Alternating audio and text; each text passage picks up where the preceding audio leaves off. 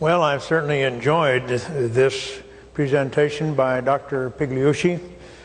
He has explained in a very rational and reasonable way this notion of evolution and how he thinks and what he believes about the nature of science. And about the nature of science, the true nature of science, I could not add much more to what he has said.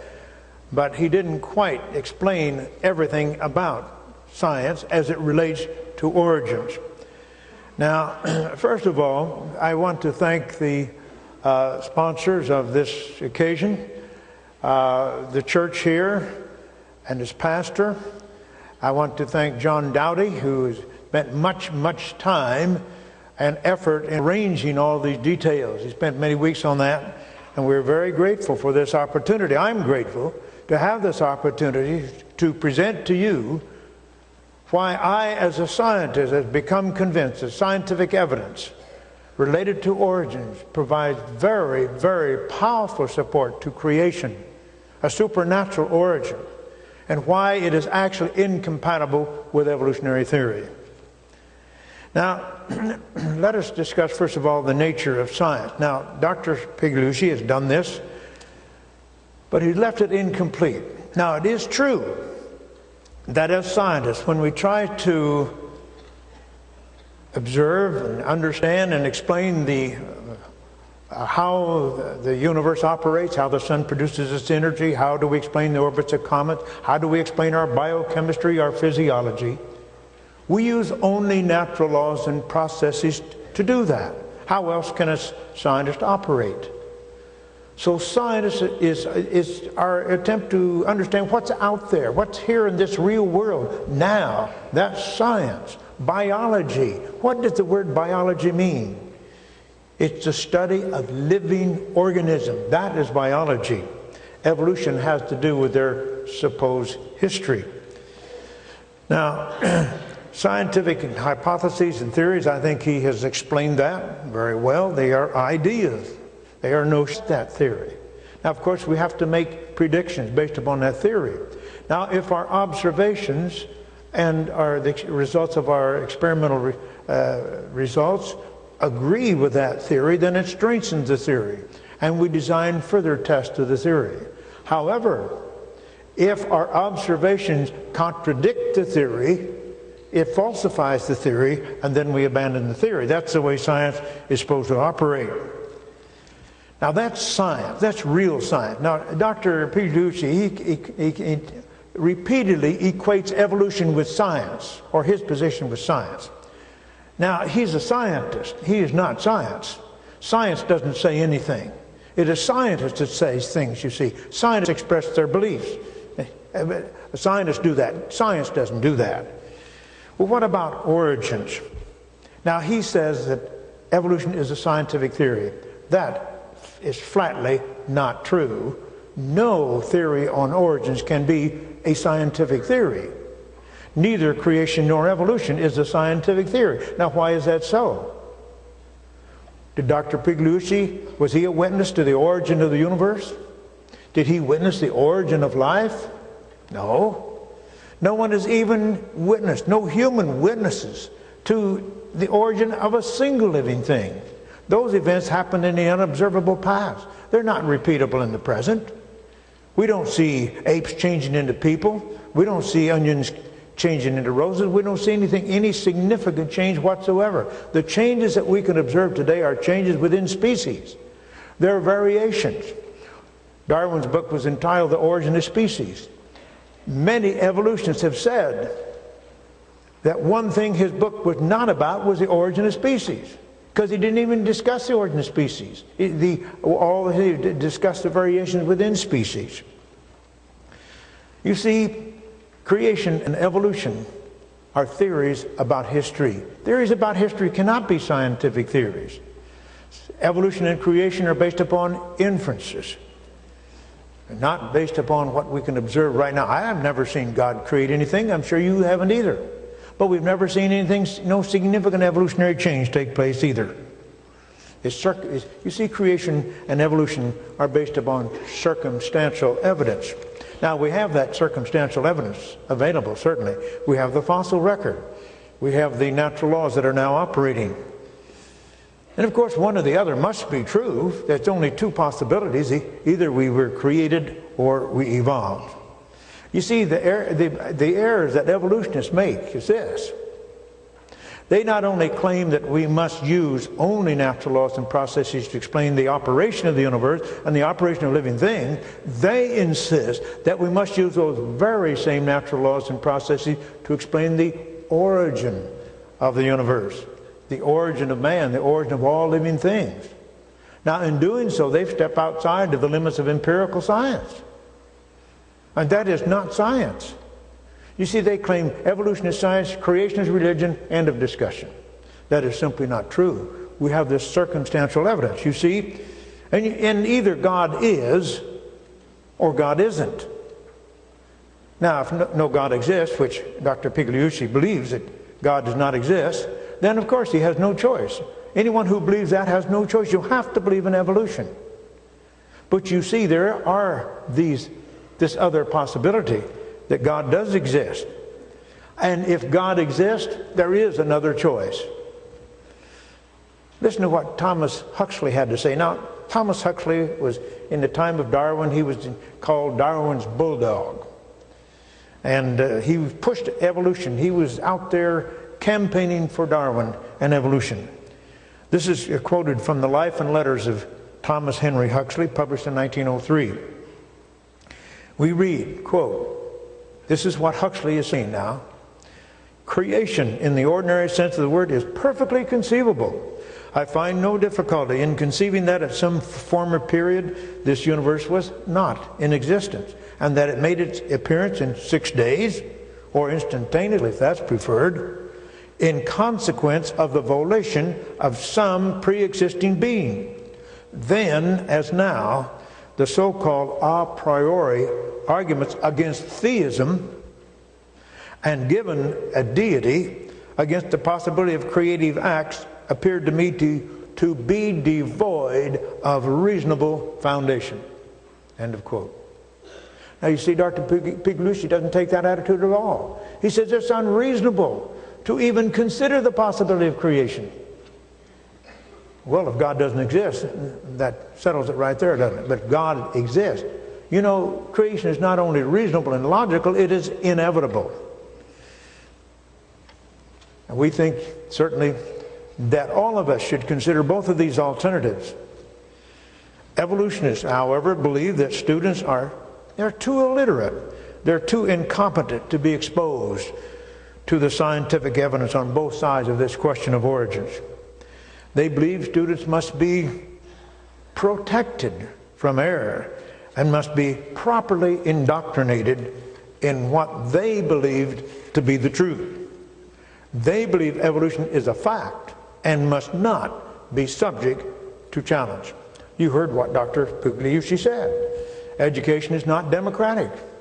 We decide what must be taught, what should be taught. Who's we? The evolutionists. Because they control our educational establishment. They control much more.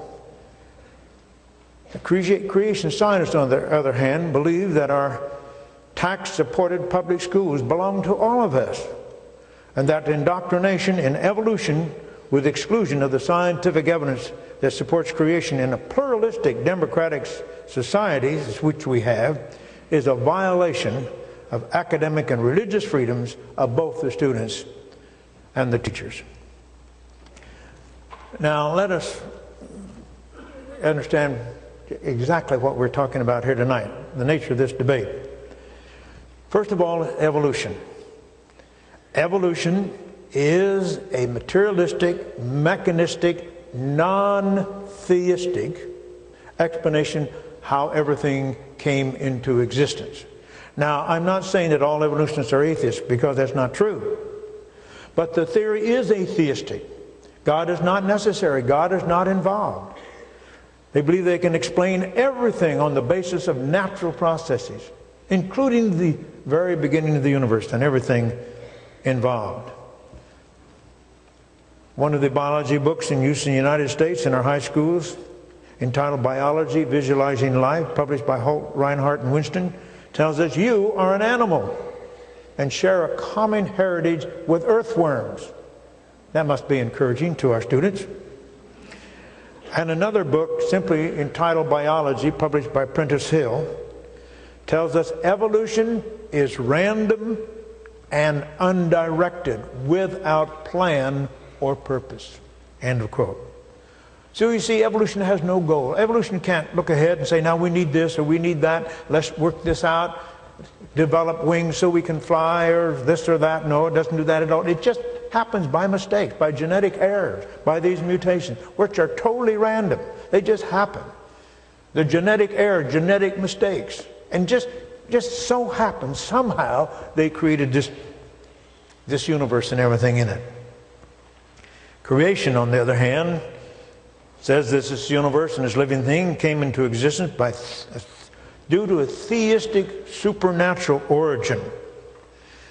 And it did not take place by random chance processes, but was due to the deliberate, planned acts of an intelligent creator. Now that is a general thesis, what we are debating here this evening.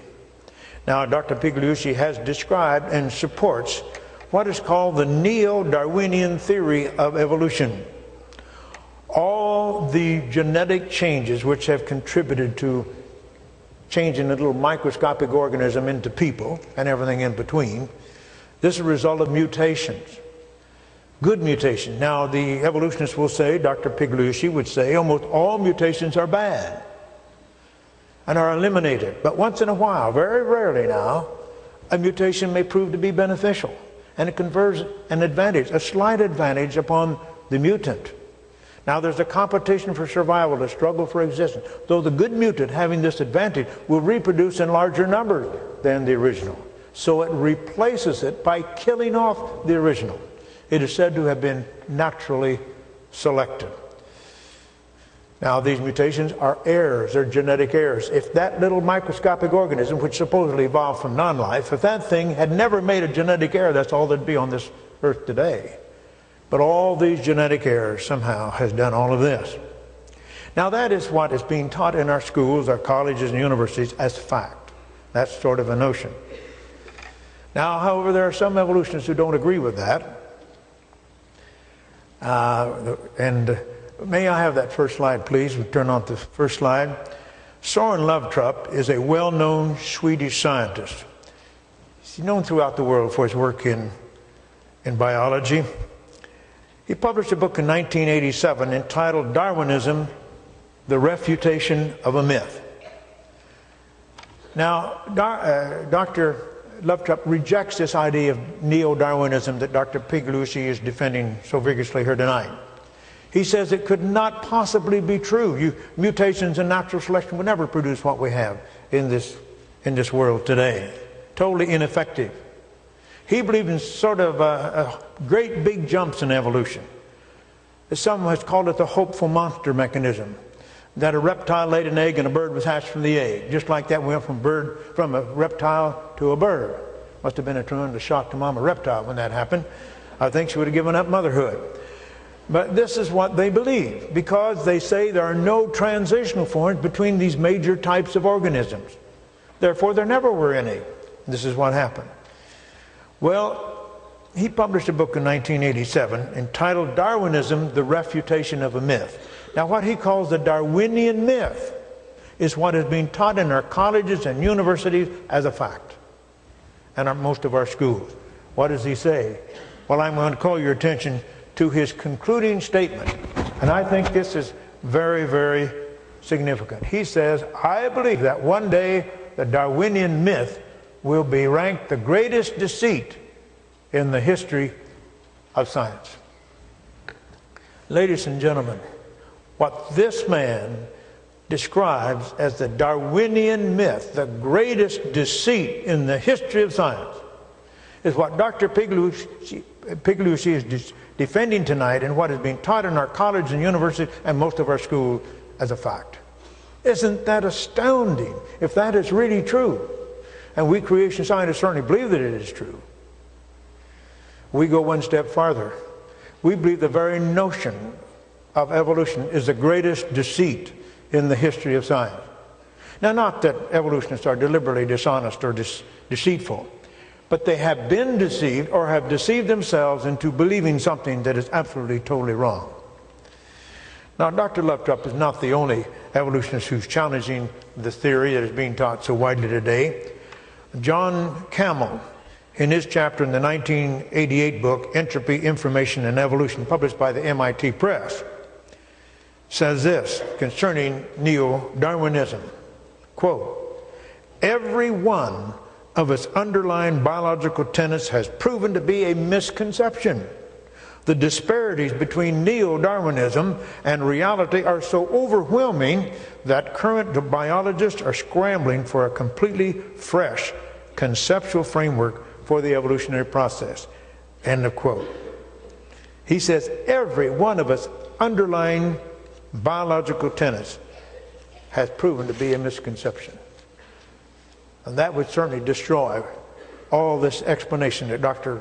Pigliucci has given here tonight, how evolution supposedly occurred. And then there's Lynn Margulis. Now, Lynn Margulis is well known throughout the evolutionary world. He's definitely an evolutionist. Her first husband was Carl Sagan. And she published a book with his son, Dorian Sagan, and in which they attacked this idea of evolution described by Dr. Pigliucci here tonight.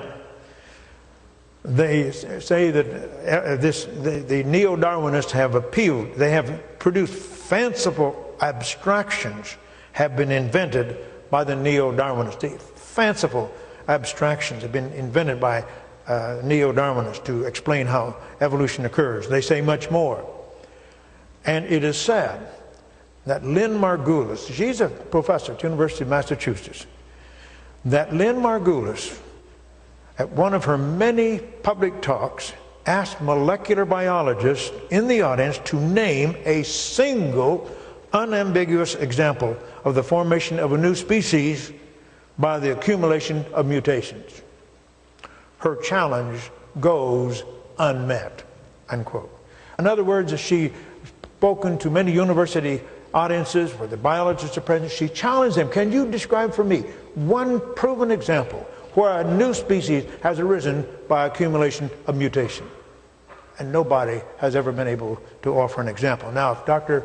Pigliucci thinks he knows of some, I certainly wish he would communicate with Dr. Margulis and let her know about this information so she could then be silenced on this point. Now, in spite of all this, this neo-Darwinian theory of evolution is taught as a fact, as I've said, in most of our colleges and universities and in most of our schools. The theory is a lousy theory in substance. That's what it amounts to. It's not this beautiful theory that we are told, and it's a fact, you see. Now let us consider some of the crucially important evidence related to the subject of origins. Now first I want to consider the fossil record. What would we predict on the basis of evolutionary theory? Well, the evolutionists tell us that millions of species have evolved through hundreds of millions of years of time. Now, if that's true, and a little microscopic organism evolved into these complex invertebrates, some of which we'll see shortly, and then one of these invertebrates evolved into fishes, fishes evolved into amphibians, amphibians evolved into reptiles, reptiles evolved into birds, and reptiles evolved into mammals as well, and finally the lower mammals evolved all the way through the apes to man. Why, that would have produced billions times billions times billions of these intermediate forms. They would have lived and died during that tremendous amount of time. Now, we certainly should have many, many of these transitional forms in our museum. There are 250,000 different fossil species in our museums today. If evolution is true, thousands of those should be of intermediate form. Any one of us. You don't have to be trained in science to go in a museum and look at that thing. Yep, there's something halfway between a forelimb and a wing. It's on its way to becoming a bird. Or you could recognize something intermediate between, say, a worm and a fish, or a clam and a fish, something like that. We ought to see thousands and thousands of those things in our museums. Now, on the other hand, if creation is true, cats have always been cats and dogs have always been dogs. And you know today you can't cross a dog with a cat and get a dat. Have you ever seen a dat? I've never seen a dat. No, they are distinct and separate kinds. They cannot interbreed. And furthermore, we have other distinct kinds. Roses are roses, and onions are onions, and so forth. Apes are apes, and people are people. They're separate and distinct. Now, if creation is true, and these things were separately created, then they should appear in the fossil record complete. We would not expect to find ancestors for these basically different kinds of creatures. We would not expect to find intermediate, suggesting one has evolved into the other. Tremendous difference you see between predictions based upon evolution and creation. Well, now let's look at the evidence. In this next slide, we see a reconstruction of those creatures whose fossils are found in Cambrian rocks. They include, for example, trilobites, sea urchins, sponges, jellyfish, the swimming crustacean, sea lilies, clams, snails, brachiopods, worms, and many other very complex invertebrates. Now, these things are found in so-called Cambrian rocks. We find Cambrian rocks all over the world to contain these types of fossils. Let's identify them as Cambrian rock. Most of these are still quite alive and well today. The trilobite is extinct as far as we know.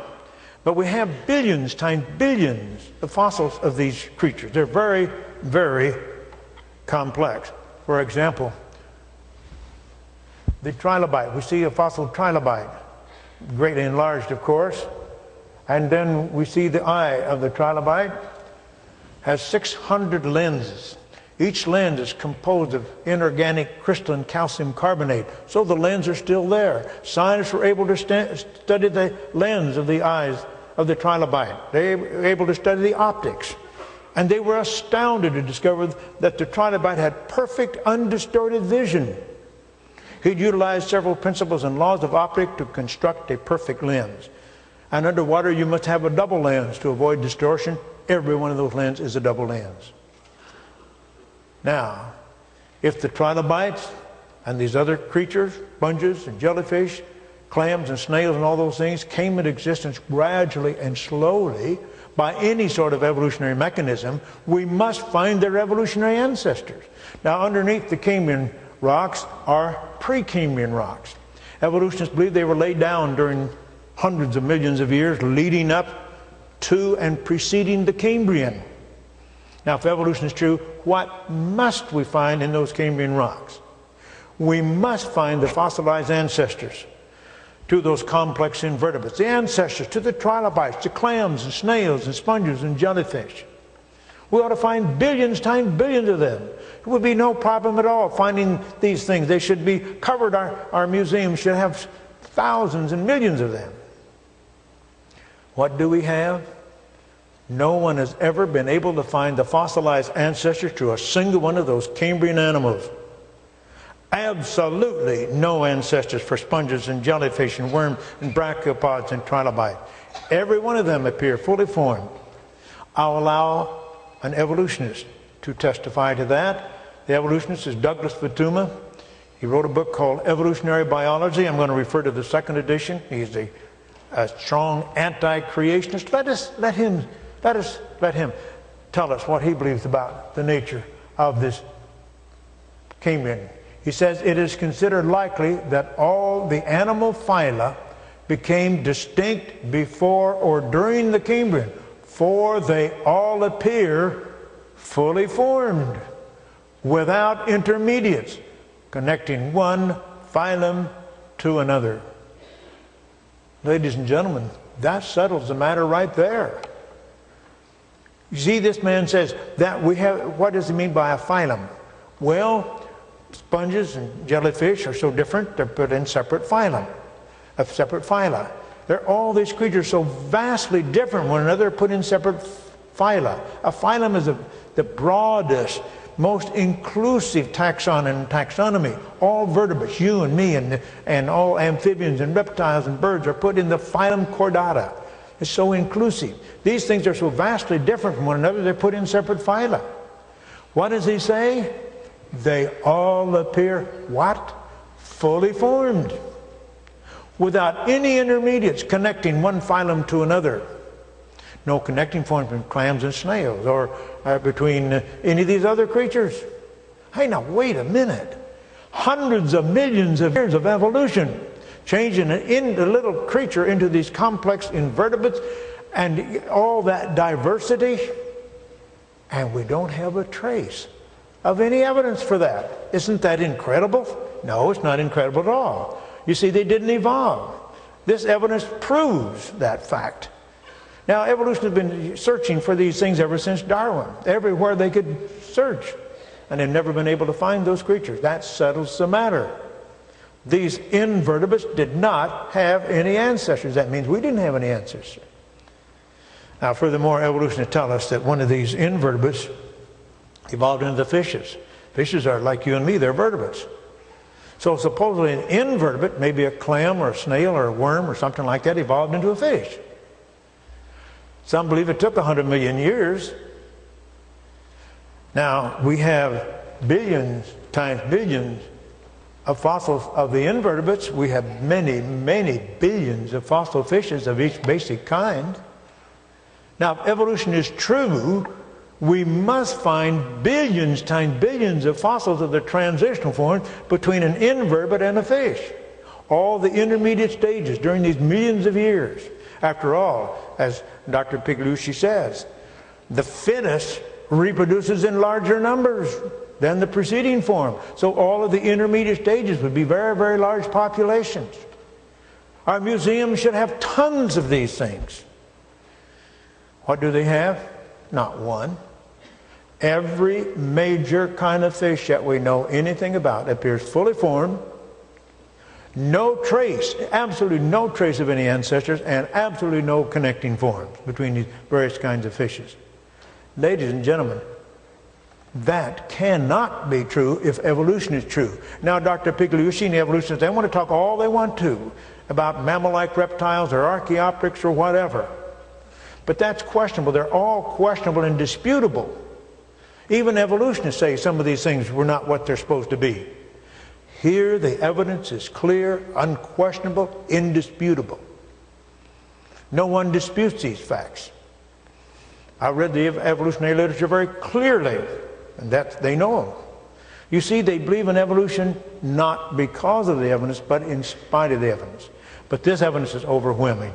This evidence shows that evolution has not taken place. This evidence destroys the theory of evolution. There's no use arguing about anything alleged transitional form. As a matter of fact, there are systematic gaps between all major kinds of plants and animals. Now, everybody's interested in human origins. Well, I'm going to take a few minutes to discuss this. I have a book entitled Evolution: The Fossils Still Say No. I have a 100-page chapter on the origin of man. I discuss all of these various suggested intermediates. I'm going to talk about just one. I'm going to have to do it quickly or we'll run out of time. This creature is called Australopithecus. Australopithecus was first discovered in South Africa in 1924. These are some of the fossils discovered later in Africa. This is a skull discovered by Dr. Louis Leakey and his wife Mary in East Africa in 1959.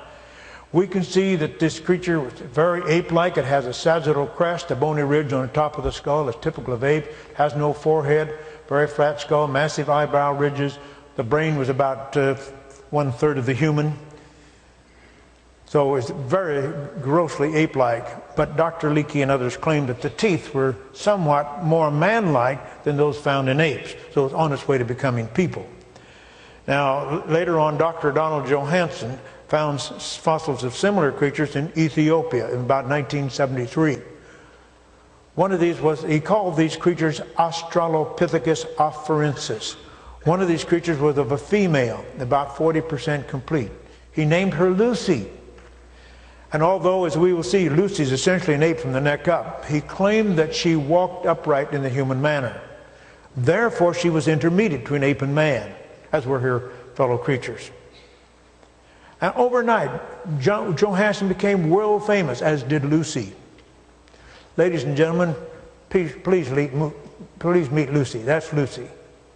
Now, later on, they discovered enough material to reconstruct the skull of these creatures.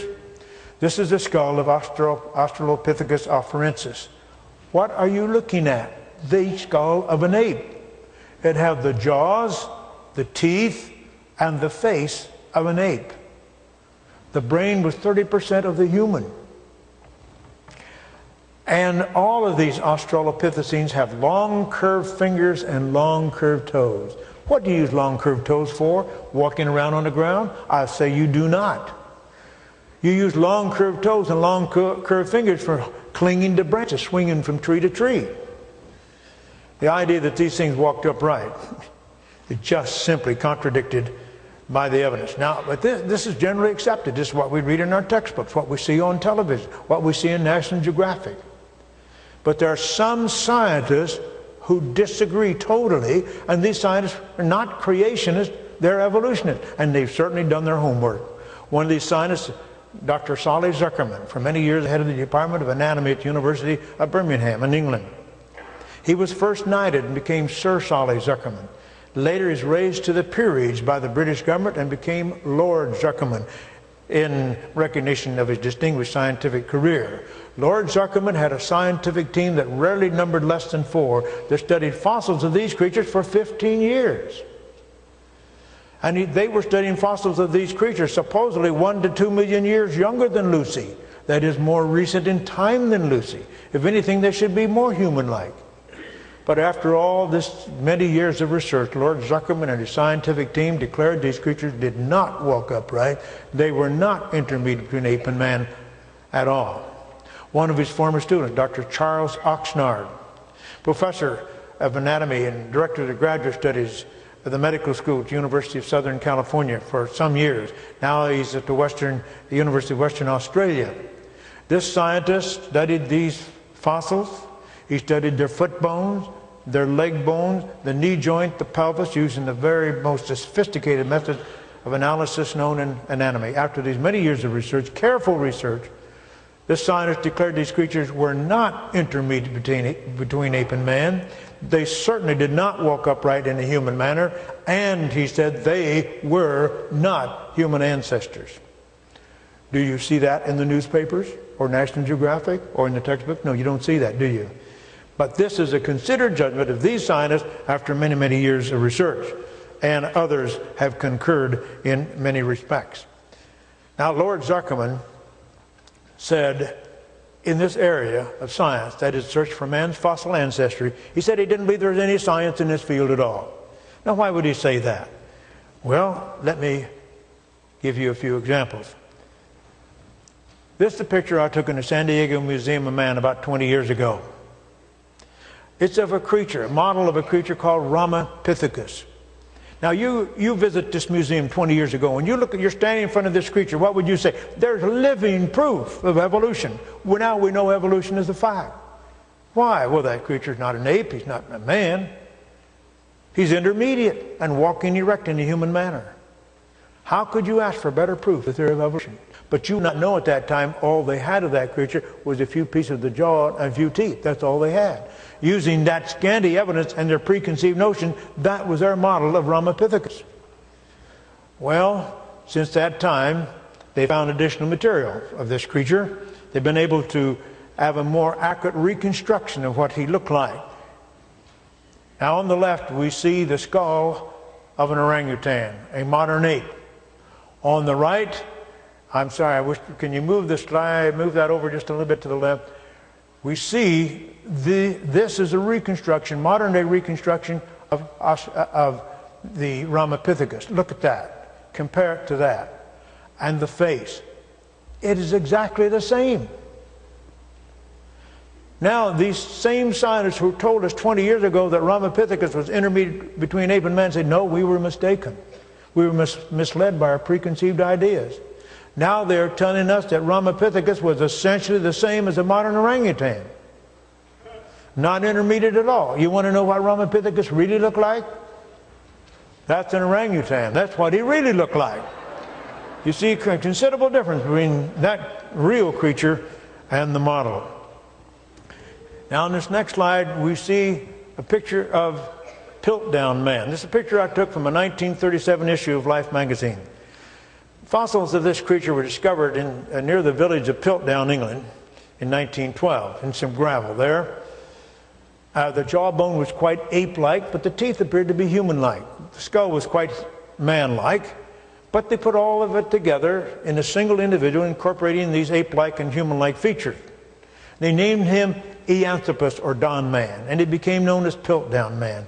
And the consensus of the world's greatest authority, Piltdown Man, was our subhuman ancestor, until the 1950s, when he was shown to be a hoax, a fake. Someone had taken a jawbone of a modern ape and a human skull, treated them with chemicals to make them look old, altered the teeth to make them look human-like, planted the bones in the gravel, and fooled the world's greatest authorities. And it is amazing how many ape-like features those experts could see in that human skull, and how many human-like features those experts could see in that modern ape's jaw that were not there at all. You and I say, I will believe it when I see it. They saw it because they believed it. Now, 1922, just one tooth was found in western Nebraska. Created a great deal of excitement among evolutionists because they thought in that tooth they could see intermediate features, intermediate between ape and man. The fact is, they couldn't decide whether an ape-like man or man-like ape. He became known as Nebraska Man. And in December 1922, the Illustrated London News published a picture of Nebraska Man based upon the descriptions of the scientists. There we see the earliest man tracked by a tooth, an astounding discovery of human remains in Pliocene strata. Sure enough, there's the man, there's his wife, there's the tools they were using based upon one tooth. Isn't science a fascinating subject? Well, a few years later, they discovered some additional remains of this creature. He turned out to be neither a man-like ape nor ape-like man. He turned out to be a pig. That's right, it was a pig's tooth. Now, ladies and gentlemen, look at that picture. Look what an evolutionist can get based upon his preconceived ideas, based upon a pig's tooth. Now, these were good scientists. They were careful scientists, but they were misled by what they believed. Dr. Pigliucci said they don't believe anything. Oh, yes, they believe. Oh, they do believe. They believe. I'm telling you, what they believe is just incredible. Well, now, here we have some other examples. The Neanderthal man, Neanderthal people. Fossils of this creature was found in Germany in about the time of Darwin. Other fossils were found throughout Europe and other places. In 1908, they found a nearly complete fossil of an adult male. And he looked like he couldn't quite walk upright. He sort of shuffled along, and so the Neanderthal people was portrayed as these long-armed, knuckle-dragging, beetle-browed, stoop-shouldered, bow-legged subhuman. He called Homo neanderthalensis, not Homo sapiens like you and me. Well, later on they discovered other fossils of these creatures who walked completely upright in the human manner. They finally realized that that fossil found in France was an arthritic old man. The only reason he didn't walk upright, he had a bad case of arthritis. When x-rays became available, they x-rayed the bones and teeth of these people, revealed that they suffered severely from rickets. Rickets is caused by a deficiency of vitamin D. If you don't get enough vitamin D, you cannot absorb sufficient calcium from your food, so your bones become soft and deformed. We get plenty of vitamin D today. It's put in our cereal, milk, and so forth and so on. But these people did not get enough vitamin D. They had rickets, which caused the eyebrow ridges and sloping foreheads and things like that. It is now believed by almost all of the paleoanthropologists, Neanderthal people were fully human, Homo sapiens. And this is a modern day version of Neanderthal man from the American Museum of Natural History. You see, Neanderthal people were not our subhuman ancestors, they were human. Nebraska man was not our subhuman ancestor, he was the pig's tooth. The Piltdown man was not our subhuman ancestor, it's a combination of an ape jaw and a human skull. Ramapithecus was not our subhuman ancestor, he was a modern ape, same as a modern ape. And so it goes on and on and on. Lord Zuckerman said this. He said, if we exclude the possibility of divine creation, then it'd be obvious that man must have evolved from an ape-like creature. But if he did, there's absolutely no evidence for it in the fossil record. Well, I would agree with Lord Zuckerman. If man evolved from an ape-like creature, there's no evidence for it in the fossil record. Now I want to introduce a bit of humor to wake up everybody. Made possible courtesy of evolutionists. Now, most evolutionists believe that man has evolved from some ape-like creature.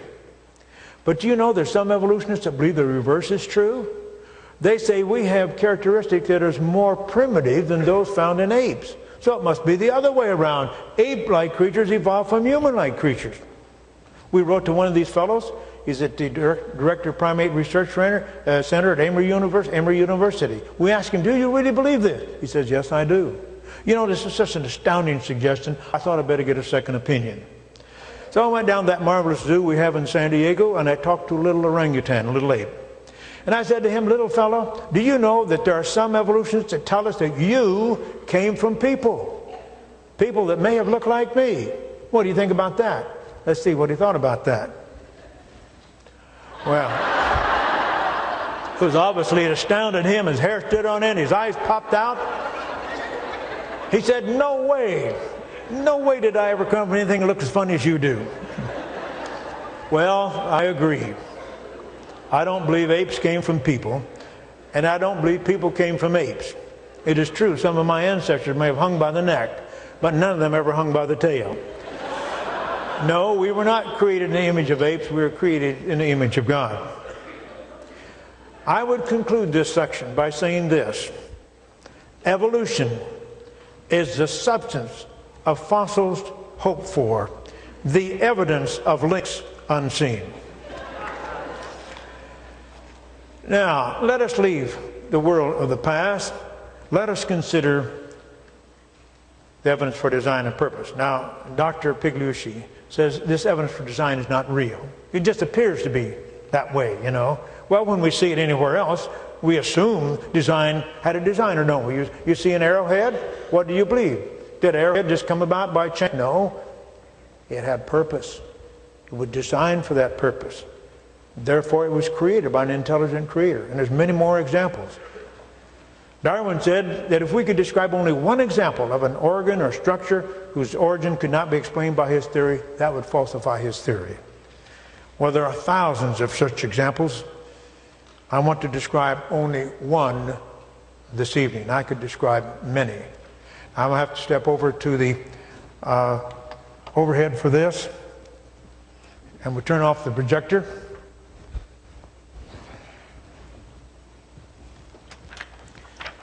Now, here we see a jet engine. Now, no one would deny that this is a complex structure, very, very exceedingly complex, as a matter of fact. No one would deny that it has purpose. It serves as an engine to drive an aircraft, get it off the ground and thrust it through the air. So it has purpose, undoubtedly. No one would deny that all of its components have purpose. The rotors and the stators and the bearing, the drive shaft, the transmission or differential, whatever, all of these parts shows the evidence of purpose, and they were designed to fulfill that purpose. So no one would deny that this is the evidence of an intelligent agent, an intelligent creator. And we notice how it all has to work together. Integrated, the integration we see here. If just one part is missing, the entire mechanism fails. Everything has to be there, or nothing works. Well, you say, that is something created by man indeed, but that doesn't relate to nature. Well, let's see. What do we see here? Well, I'll tell you what we're looking at. Turn that around. We're looking at a little bacterium, Escherichia coli, commonly called E. coli. This is a little microscopic organism, little bacterium. And it has these, what we call a flagella, that can drive it forward or can rotate it and tumble and everything else. Those flagella serve a very important purpose in moving this organism, so it can go to the source of foods, it can escape some harmful ingredients and so forth and so on. Now, let's take a look at the mechanism of this flagella. And I'm going to show you only one of these. Now, this is the flagella, this little propeller, you might say, on these bacteria. Here we see the flagellum. And then here's what's called a hook. It's really a universal joint. And it can swing this flagellum around in various directions.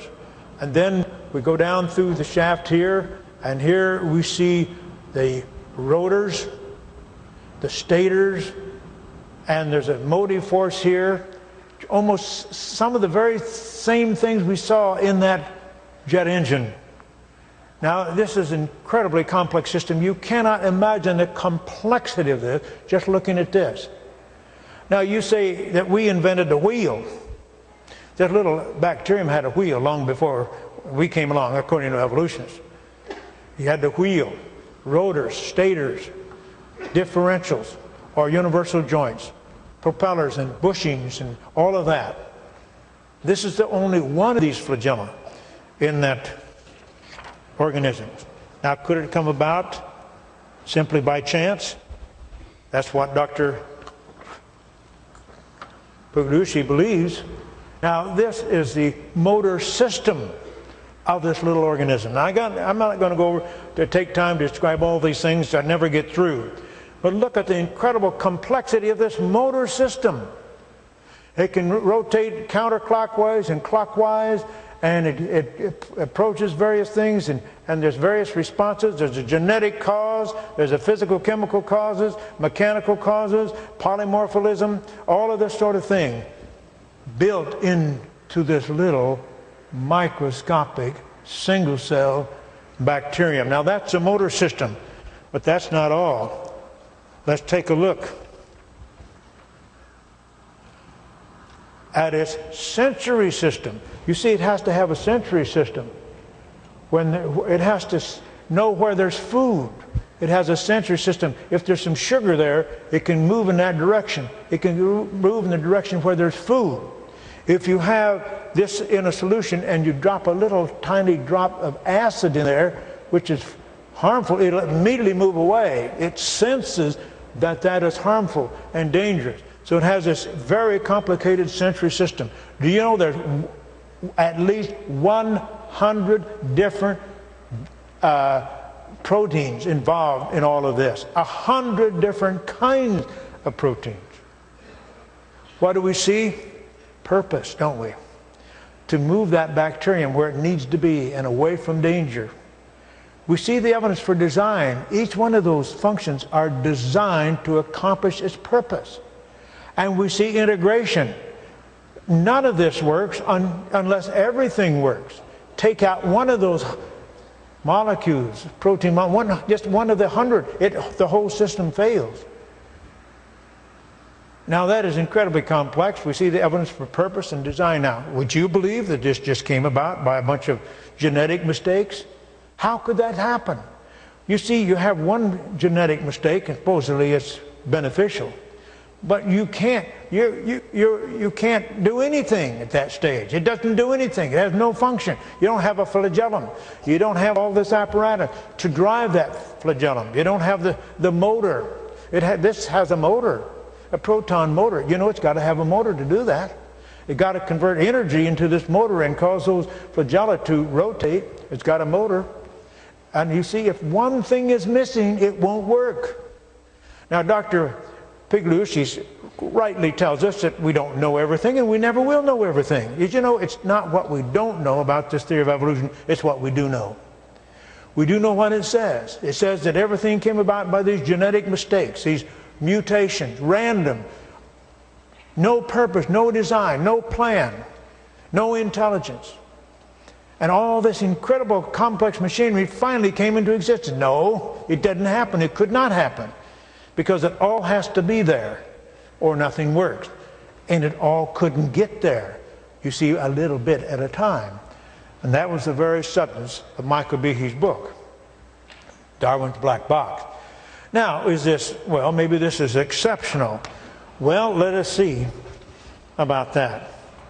Here's a statement from Scientific American. Now, I assure you, Scientific American is one of the most rabid anti-creationist book there is.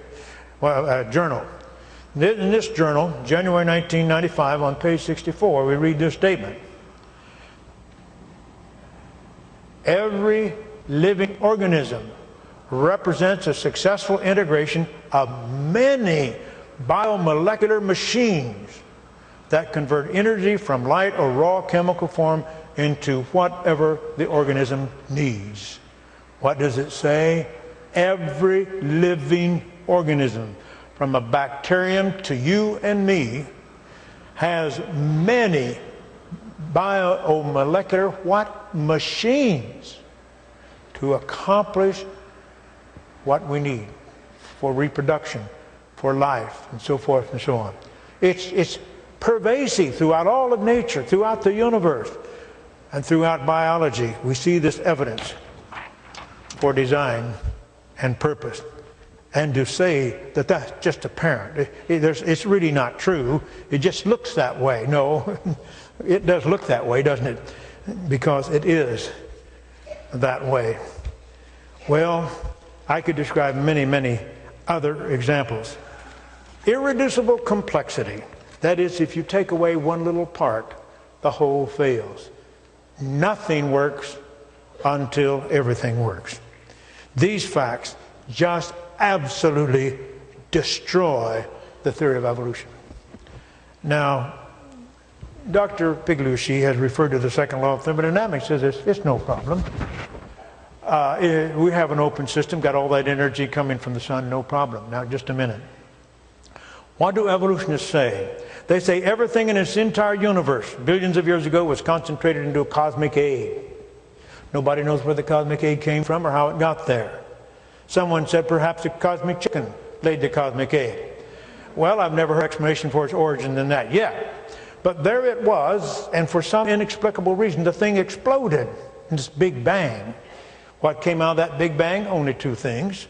Hydrogen, the lightest element in the universe, and helium, the next lightest. And mostly hydrogen. That's all. Just molecules of these simple gases, and they raced out at an enormous speed. And that's all there was. You might as well say the universe was hydrogen gas. Then somehow stars created themselves, and galaxies created themselves, and eventually our solar system created itself. Life evolved from non-life and evolved in everything living today and that has ever lived. Now, if that's true, you and I can trace our ultimate origin back to what? Hydrogen gas. That's right. We went from hydrogen gas to people. Someone has said if that's true, then you can say that hydrogen is an odorless, tasteless, invisible gas, which if given enough time becomes people. Well, that must be true. If there's nothing but hydrogen gas, now there's people. Where did we come from? Hydrogen gas. You know, as a scientist, I don't know how people can believe that. Isn't that incredible? Isn't it unbelievable what an unbeliever must believe in order to be an unbeliever?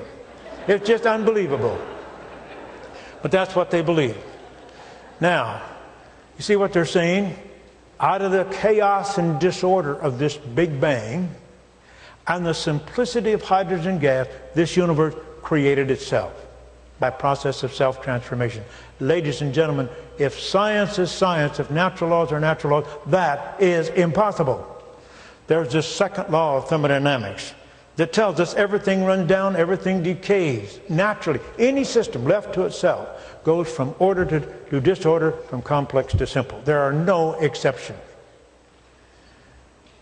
I'm running out of time, so I'm going to skip a quote by Isaac Asimov. What Isaac Asimov says this: everything wears out. Our clothing, our houses, our machines, our bodies. We just don't have to do anything. Just do nothing, and everything wears out all by itself. He says the entire universe is wearing out. Yes, that's true. Every star in this universe is burning up its fuel. Now, if there is no God, or if God would not intervene, this universe is going to die someday, you see. Because the day will come inevitably when every star in this universe has burned up all of its fuel. And then, I'm sorry, I don't care whether you paid your utility bills or not, the lights are going to go out. And there's not going to be any more activity, there's not going to be any life anywhere in this universe. That is a certain natural destiny of the universe. I have confidence that God's not going to permit that to happen. But if there's no God, that's going to happen. You see, here's my question, here's my challenge to Dr. Pigliucci. Would you please explain how this natural laws and natural processes that now govern the universe are causing its inevitable death and destruction?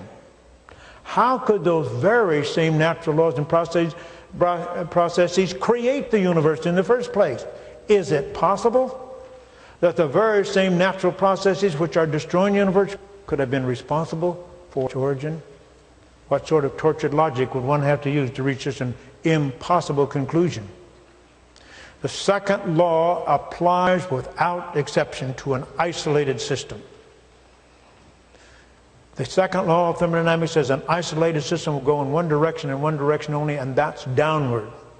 It will inevitably go from order to disorder, from complex to simple. Never, ever will it become more highly organized, more complex. Never, never, never. And yet evolutionists believe the universe is an isolated system. Nobody did any work on it. Nothing came in from the outside.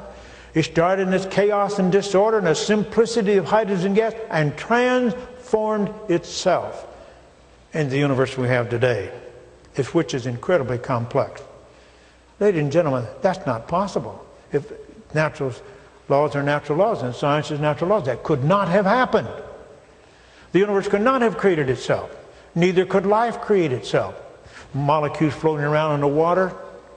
If there were ever such things, do you think they could get together and make complex molecules, which then get together and make complex systems and then make a living cell? Absolutely not. Things just don't naturally go that way. They disperse, they break down, they're destroyed. The only reason life is possible on this earth was to have a layer of ozone around the earth, which absorbs that deadly destructive light from the sun, allowing the visible light to penetrate. The fact that we have green plants on this earth that can absorb that visible light and convert it into useful forms, into chemical energy, and they can create things, and we eat the plants. That's the only reason life is possible. But there could have been no ozone on the earth if evolution is true. No oxygen is tolerable. It would oxidize everything, destroy everything. So the evolutionists say there was no oxygen. No oxygen, no ozone, because ozone is oxygen. That deadly destructive ultraviolet light would come right down this earth and destroy everything. You want to destroy DNA, you want to destroy proteins, you want to destroy amino acids, irradiate them with ultraviolet light. Or zap them with electrical discharges. One fellow used lightning, simulated lightning, to try to create life. What happened to you when you get hit by lightning? Do you become more organized and more complex? I said, say not. You get obliterated, don't you? And that they say life could have come into existence by being zapped by lightning. It's ridiculous.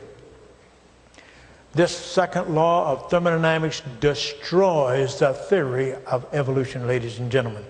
People, they can argue all they want to about open and closed systems. They start with an isolated system and they violate the second law of thermodynamics all the way. Now, we have one more line of evidence that's related to the origin of life. If I have time to do that, how much time do I have? Just 2 minutes? Well, I'm not going to be able to do that. Let me just say this, ladies and gentlemen, about the origin of life.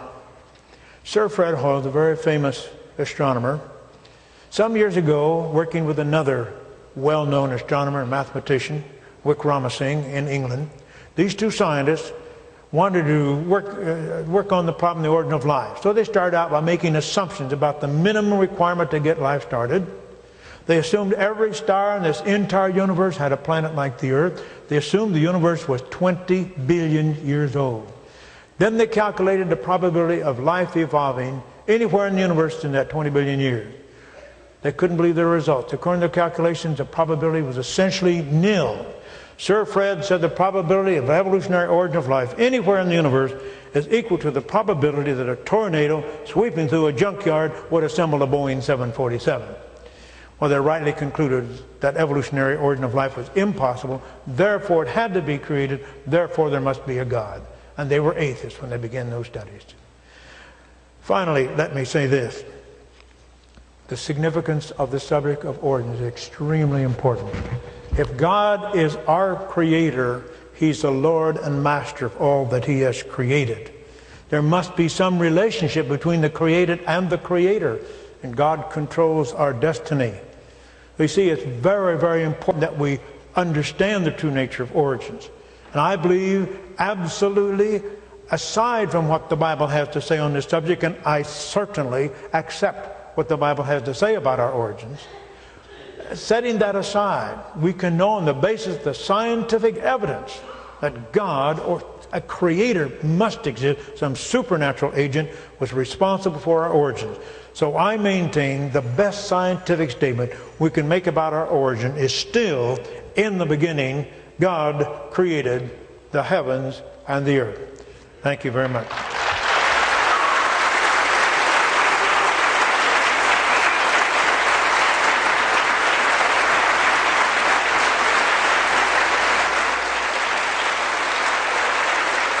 Are you enjoying the creation-evolution debate? It's great to see you all enjoying this debate for truth. We want you to know that this debate has been pre-narrated